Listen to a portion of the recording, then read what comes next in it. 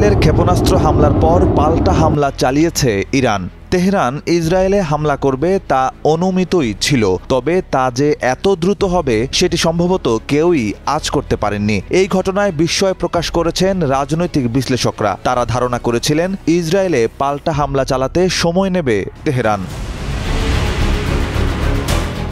এদিকে ইসরায়েলের প্রধান সেনা মুখপাত্র ব্রিগেডিয়ার জেনারেল এফি ডেফরিন দাবি করেছেন, ইরানের ছোড়া সমস্ত ড্রোন প্রতিহত করেছে ইসরায়েলের অত্যাধুনিক প্রতিরক্ষা ব্যবস্থা। তিনি জানান, গত কয়েক ঘন্টায় ইরান ইসরায়েলের দিকে ১০০টিরও বেশি ড্রোন ছুড়েছে, তবে এগুলোর সবই ঠেকিয়ে দিয়েছে ইসরায়েলের আয়রন ডোম।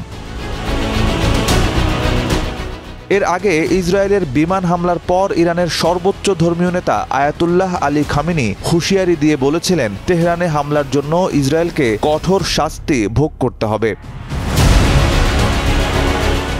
খামেনি বলেন, আমাদের দেশে হামলা চালানোর জন্য ইসরায়েল তার হাত রক্তাক্ত করেছে। এর মাধ্যমে ইহুদিবাদী সরকার একটি কঠোর জবাবের জন্য প্রস্তুত হয়েছে এবং এটি অবশ্যই তারা পাবে।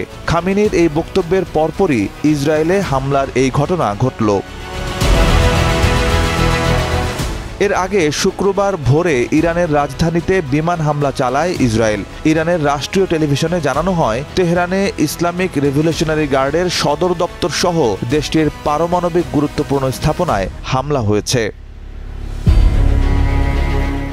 নিউজ ডেস্ক, সময়ের আলো।